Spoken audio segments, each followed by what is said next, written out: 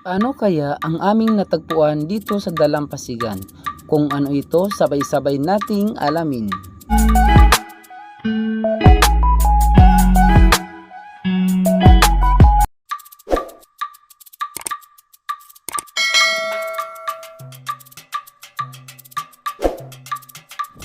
Hello guys, tayo ay muling nagbabalik sa aking vlog.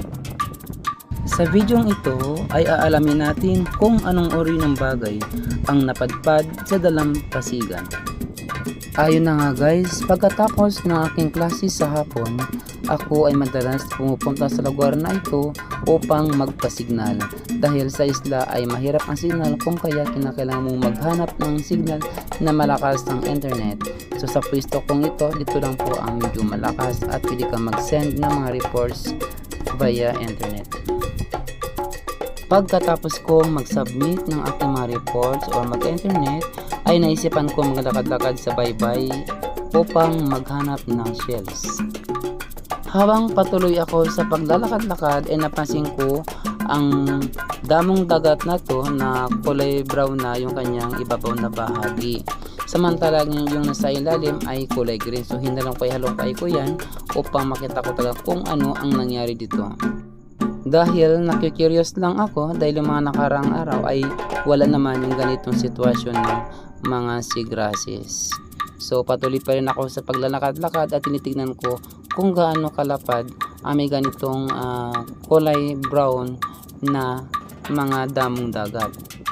So ano kaya ang nangyari sa pambihirang pangyayaring ito na nangyari sa seagrasses na ito? Bakit siya ay namatay na? So patuloy pa rin ang aking paglalakad-lakad habang tinitignan ko yung mga damong namatay yung sa babaw na bahagi.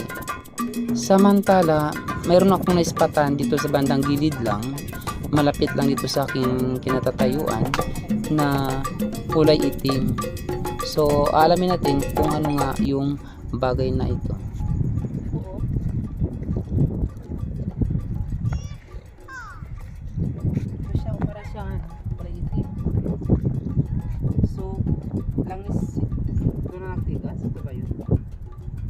Para sa langis.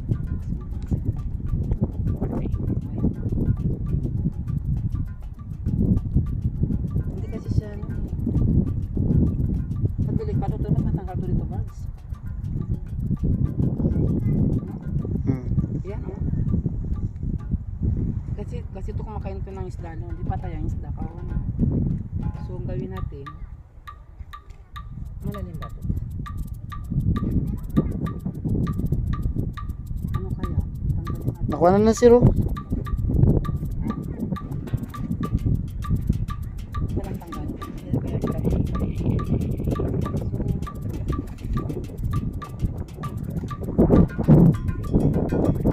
Huwag kayo ng paraan para matanggal ko kasi kawa naman yung mga isda sa dagat.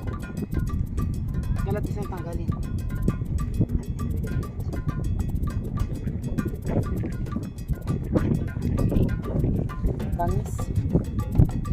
Langis na nagtigas. Dari natin dito sa malayo sa mga isda.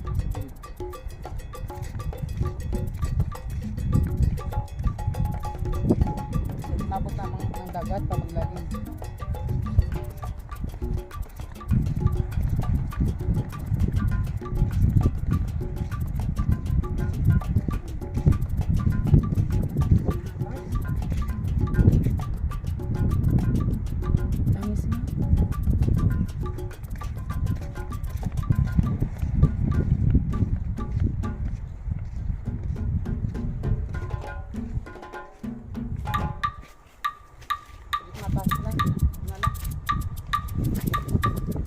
For the meantime guys, dito muna natin ilalagay ang ating nakitang langis na tumigas sa Dalampasigan.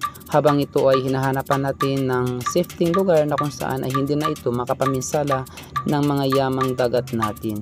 Samantala kinabukasan pagbalik natin ay may nakita tayong isa na namang uri ng bagay katulad ng ating nakita kahapon, na ito ay isang tumigas na langis na napadpad sa Dalampasigan.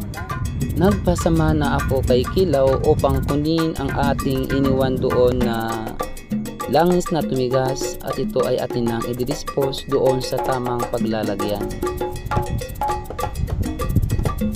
Sige ako dala. Una ka na doon. So yan yung langis. Yan. So didispose natin yan ng maayos. Hindi mo ko dyan, saglit lang. Putol niya. Ayan, tumigas na siya.